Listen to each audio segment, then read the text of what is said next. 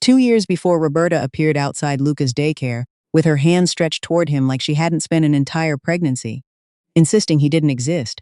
She had stood at the end of her own kitchen table and told Miles quietly, almost pleasantly, that the child Sasha was carrying was someone else's.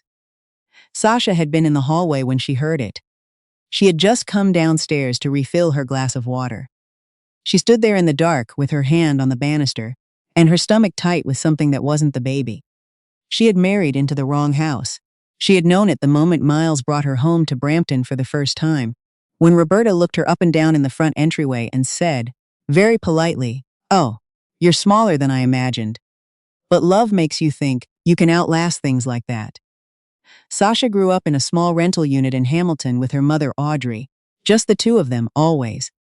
Audrey worked shifts at a textile plant for 17 years and still managed to have a hot meal on the table by the time Sasha got home from school. There wasn't a lot of money, but there was never a shortage of warmth.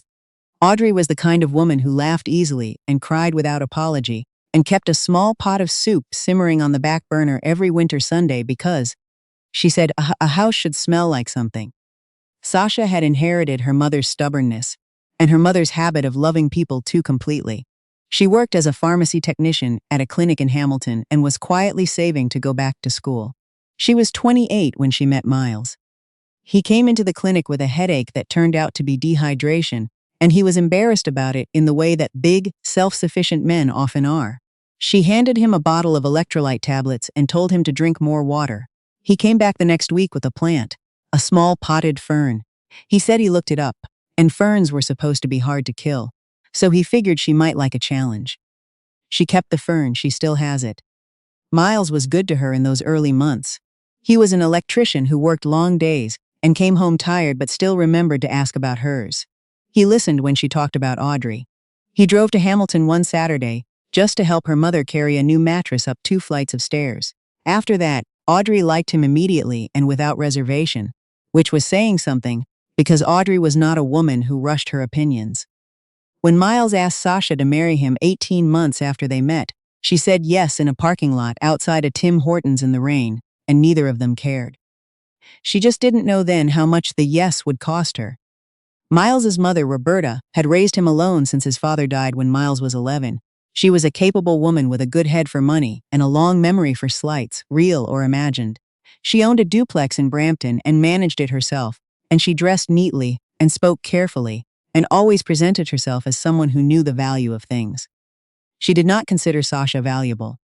The first time Sasha went to meet her, Roberta offered tea, and then spent 40 minutes talking about a woman named Trista, Miles's ex who had studied accounting at Western, whose family owned a landscaping company, whose mother was apparently a very nice woman. Trista this, Trista that. Miles shifted uncomfortably in his chair. Sasha kept her hands wrapped around her mug and smiled, because she didn't know what else to do. When Miles stepped into the kitchen with Roberta for a moment, a message lit up his phone on the table. Sasha didn't look. She didn't have to. Miles told Sasha that night that his mother just needed time, that she'd always been like this, protective, opinionated, slow to warm up. He told her that underneath all of it, Roberta was a good person. Sasha believed him. She wanted to. They were married the following spring in a small ceremony at a community hall in Brampton. Roberta's decision, not theirs. Miles had wanted something a little larger, something with dancing and a proper dinner. But Roberta said that spending money on a party was wasteful, and she said it in a tone that made it clear the conversation was finished. Sasha's aunt from Hamilton offered to contribute. Roberta declined without asking Sasha first. Audrey wore her nicest dress and sat in the front row and cried. After the ceremony, Roberta took one photograph with Miles and then moved away to speak to people she knew. She did not take a single photograph with Sasha. They moved into Roberta's house. That had also been Roberta's decision, dressed up as a practical one. The house was large, Miles could save money, and they could look after Roberta as she got older. It made sense on paper. In practice, Sasha understood within 2 weeks that she had not moved into a home. She had moved into someone else's domain. There were rules that were never stated directly. The good pots were only for certain occasions. The washer could only be run on certain days. Sasha's work shoes were to be left by the back door, not the front. When she accidentally left them by the front once, Roberta said nothing. She simply moved them herself loudly while Sasha was in the room. Miles tried. Sasha had to give him that. But he had spent his whole life learning to read his mother's moods and move around them rather than challenge them, and that habit was very deeply grooved. Then Trista started coming around. She showed up one Friday evening when Miles was still at a job site. Roberta let her in before Sasha even knew she was at the door. By the time Sasha came downstairs, the two of them were already at the kitchen table, with a fresh pot of tea between them like Trista had never stopped living there. Trista was polished and effortlessly at ease, in a way that made Sasha feel perpetually out of step. She had moved back to Brampton after years working in Calgary, she said. She was looking to settle down. She laughed at Roberta's jokes. She complimented the kitchen. She asked about the duplex, whether Roberta had had any trouble with the furnace this past winter. "She's like a daughter to me," Roberta told Miles later when he asked why she was being invited over regularly. "That's not a criticism of Sasha. I'm just saying. Trista and I have history." Miles told Roberta to try harder with Sasha. Roberta nodded and said she would. She didn't. Sasha found out she was pregnant in November. Miles was overjoyed. He picked her up and turned her around in the kitchen and put his hand on her stomach, even though there was nothing to feel yet, and said, softly, "There's a person in there." He looked so genuinely amazed by that fact that Sasha cried a little, and he wiped her face with the hem of his shirt, and for a while, everything felt like it might be okay. Roberta's congratulations were brief. "Well," she said when they told her at dinner, "we'll see." Sasha didn't know what to make of that at the time. She understood it later. It was Roberta who suggested calling Noel about the heating unit in the basement. He rented next door, a quiet, methodical man in his mid-30s, who worked as a family lawyer and had an unnerving habit of fixing things that weren't his responsibility. He had helped Roberta replace a broken fence post the previous autumn. She considered him useful. He brought the part over on a Tuesday afternoon when Miles was away on a job in Mississauga. Sasha let him in, showed him the unit, and made coffee while he worked. They talked for a while, about the neighborhood, about Hamilton, about the clinic. He was easy to talk to. He didn't make her feel like she needed to perform. When he left, Sasha thought nothing of it. She mentioned it to Miles when he got home. Miles said that was good. He'd been meaning to deal with that for weeks. Roberta mentioned it to Trista. The following Sunday, Roberta made a pot of herbal tea and brought Sasha a cup while she was sitting in the living room reading. It was the first time Roberta had ever made her tea without being asked. Sasha felt the small, stubborn flutter of hope she had never quite managed to kill, and she drank it. She was asleep within the hour. She didn't remember falling asleep. She remembered the cup, and she remembered a strange, floating heaviness behind her eyes. And then she was waking up in her own bedroom with the afternoon light, already gone orange, and Noel beside her on top of the covers, fully clothed, blinking with the slow confusion of someone who had also just come up from something involuntary. She sat up, she heard Roberta's voice, then she saw Miles. She would think about that moment for a long time afterward. The way Miles's face looked when he stood in that doorway. He looked at Noel, he looked at her, and something in him decided what it was seeing before he could be talked out of it. Miles. Sasha stood. Her legs were unsteady. "Listen to me, I don't know how this happened. I came in here to rest, and when I woke up, he was—" "Don't." His voice was very quiet. That was worse than shouting. Roberta stood just behind him with her hand pressed to her mouth. She looked stricken. She looked like a woman who had just discovered something unbearable. She was very good at it. "I did not cheat on you," Sasha said clearly. "Someone did this. Someone put something in that tea." "What tea?" "The tea your mother brought me. Roberta made it, Miles. She brought it to me. That is the only reason I was asleep in the middle of the afternoon. I'm pregnant. I don't take anything I haven't checked. She made it and she brought it to me and I—" "You're blaming my mother." "I'm telling you what happened." Noel spoke up from behind her. He said he didn't know how he ended up there, that the last thing he remembered was sitting at the kitchen table with Roberta after Sasha had gone upstairs, that Roberta had handed him a glass of water. Roberta began to cry. Miles asked them both to leave. Sasha sat in Audrey's borrowed car in the driveway for a long time, long enough that the streetlights came on. Then she called her mother and said only, "Mom, I need you to come," and her voice broke in the middle of it, and that was all Audrey needed to hear. Before she pulled out of the driveway, Sasha also called the non-emergency police line. She reported the incident. She described the tea, the timing, the circumstances, what she had felt before losing consciousness. She asked if there was a way to test for a sedative. The officer took her information. She asked for a file number, and wrote it down in the Notes app on her phone. She was not going to let this disappear. Miles served her separation papers 10 days later. By then, Sasha was 17 weeks along and staying with Audrey in Hamilton. She went to her doctor immediately. The baby was fine. She ate what Audrey made. She slept. She let herself be cared for, even when it felt uncomfortably close to giving in. "You are not broken," Audrey told her one evening. They were sitting at the table after dinner, the remains of a fish chowder still on the stove. "You are just tired. There is a difference." "What if he never believes me?" Audrey was quiet for a moment. "He will or he won't. Either way, you know the truth, and you're going to build a life for your baby from that truth. That is all you can do." Noel had called twice. He'd retained his own lawyer after speaking to the police. He was cooperating fully and was furious in the quiet, methodical way that seemed to be his default for most things. Sasha thought, more than once, that if she had met him under different circumstances, things might have been very uncomplicated between them. But she had a divorce to get through and a baby coming, so she filed that thought somewhere out of reach and left it there. The separation was not simple. Roberta had told Miles that Sasha had seemed too comfortable around Noel, that she'd had her suspicions for a while. Miles's lawyer raised it. Sasha's file number from the police report went into her response. So did a written statement from Noel and a note from her obstetrician flagging an anomaly in a routine prenatal panel, a trace consistent with a sedative compound, identified the week after the incident.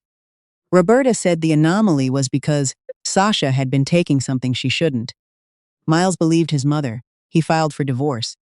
Sasha signed the papers in April, alone in a boardroom downtown, 7 months pregnant, with a pen that ran out of ink at the wrong moment and had to be replaced by the paralegal. She cried on the elevator down. By the time she reached the street, she had stopped. She stood on the pavement in the cold April wind, with her coat buttoned over her stomach, and told herself, quietly, "Keep going." Luca was born in June. He came fast, 3 hours of hard labor, and then suddenly, loudly, there he was. She made a sound when she first saw him that Sasha had never heard from her before. Not a word, just a sound.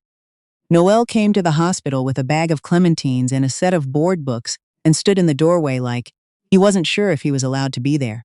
Audrey told him to come in. Luca was small and dark-haired and looked, with a specific and almost confrontational clarity, exactly like Miles's childhood photos. Sasha had seen one of those once, framed on Roberta's wall. She hadn't forgotten it. She didn't say that to anyone. She held her son and thought, whatever his face looks like, he belongs to me. In the months that followed, Sasha went back to work part-time. She had benefits, a plan, and her mother 3 streets away.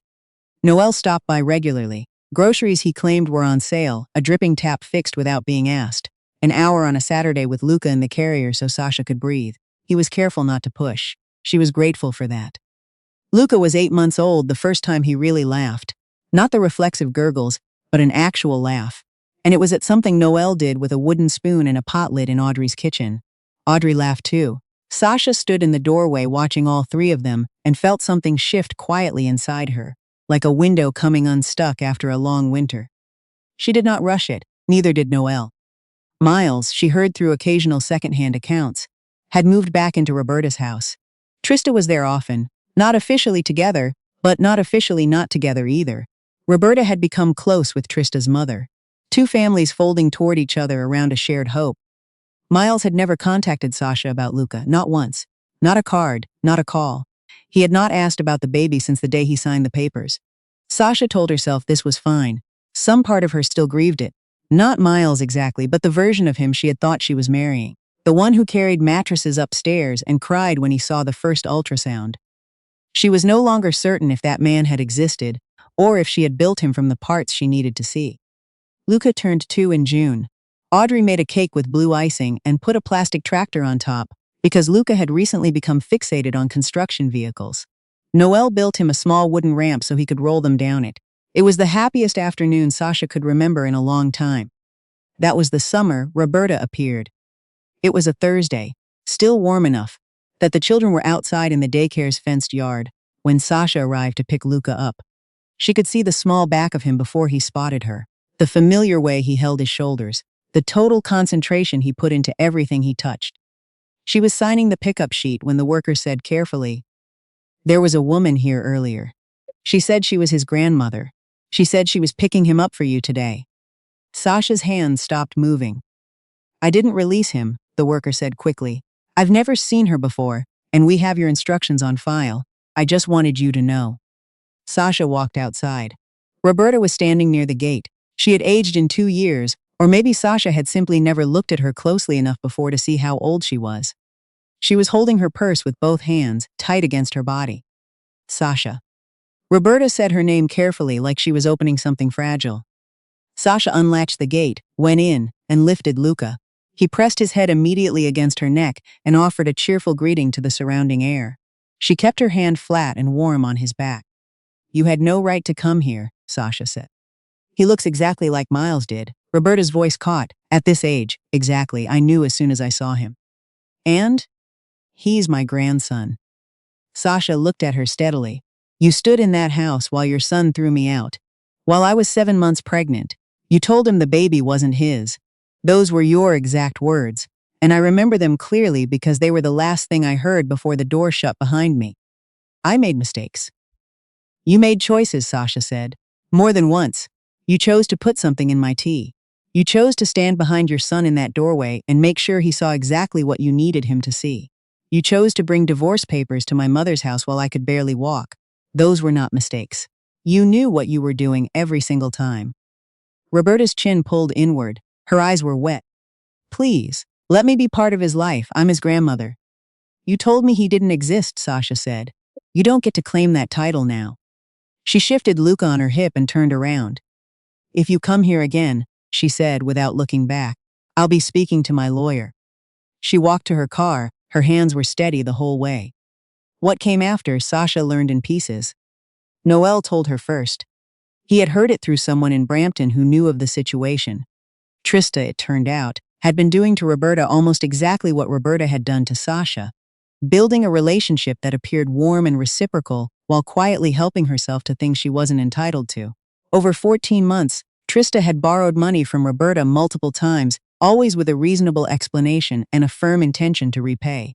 She had also, at some point, been given signatory access to a household account for convenience. Roberta's own suggestion, and she had used that access with a confidence Roberta hadn't noticed until the statement stopped making sense. When Roberta confronted her, Trista left. Not slowly or with apology. She simply stopped answering calls, collected what she'd kept at the house over 2 years, and was gone. What she left behind was a different kind of wreckage than the one she'd helped Roberta build for Sasha. No false witnesses, no staged rooms, just the ordinary decimation of a woman whose money was gone, whose trust was gone, and whose son had no family to carry anything forward. Miles called Sasha in October. He left a voicemail. She listened to it twice. He didn't say Luca's name. He said he had heard some things. He said he wasn't sure what to believe anymore. He said he was sorry for what happened. His voice was careful, in a way that suggested he had rehearsed it, which didn't make it less true, just less comfortable. Sasha did not call back. She thought about it.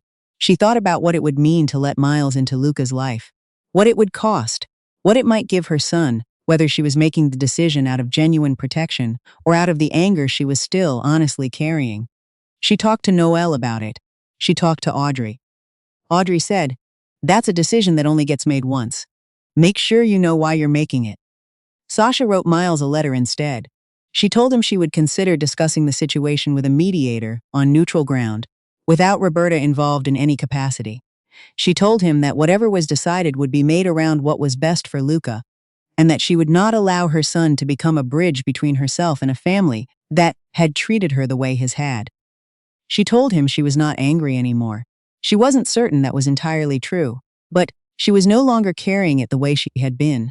She was putting it down, slowly, the way you put down something heavy when you finally accept that holding it has only ever hurt your own hands.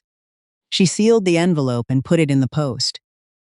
Then she went back to the kitchen, where Audrey was reading to Luca on the couch, and Noel was washing up the dinner things without being asked, the way he always did, and the winter light was coming through the window and the whole small rooms smelled like the soup Audrey had put on earlier that afternoon.